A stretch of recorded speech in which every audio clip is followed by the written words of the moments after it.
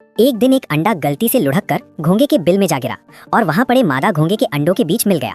कुछ समय बाद माँ घोंगा वापस आई। उसने अपने अंडों को ध्यान से देखा और कुछ देर तक उन्हें निहारती रही। उसे सब कुछ बिल्कुल सामान्य लगा। उसे ये समझ नहीं आया कि उनमें कोई अलग अंडा भी है। थोड़ी देर बाद अंडे फूटने लगे। छोटे छोटे घोंगे एक एक करके बाहर निकले और अपनी माँ के पीछे चल पड़े। उसी समय वो अलग अंडा भी टूट गया और उसमें से 7 पैरों वाला एक छोटा कीड़ा निकला। उसने बाकी बच्चों को देखा और समझा कि वो भी उन्हीं जैसा है, इसलिए वो भी उनके साथ धीरे धीरे रेंगता हुआ चलने लगा। माँ घोंगा अपने बच्चों को एक खेत में ले गई जहाँ चारों तरफ ताजी और हरी सब्जियां उगी हुई थीं। छोटे घोंगों ने जल्दी ही एक बड़ी पत्ती ढूंढ ली और उसे खाने ही वाले थे कि तभी वो कीड़ा तेजी से आगे बढ़ा और कुछ ही पलों में पूरी पत्ती खत्म कर गया। ये देखकर घोंगे हैरान रह गए। उन्हें समझ नहीं आया कि इतनी जल्दी खाना कैसे खत्म हो गया। अब उनके पास नया खाना खोजने के अलावा कोई रास्ता नहीं था।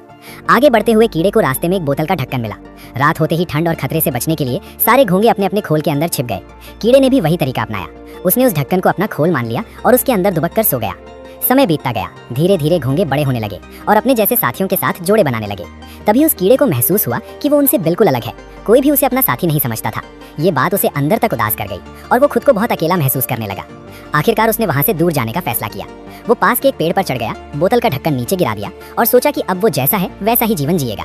वो एक डाल से चिपक गया और धीरे धीरे खुद को एक कुकून में बदल लिया। काफी समय बाद उस कुकून से एक सुंदर तितली बाहर निकली। वो उड़ती हुई पास के कटे हुए पेड़ के तने पर जाकर बैठ गई। तभी उसने देखा कि सामने से एक और तितली उसकी तरफ उड़ती चली आ रही है।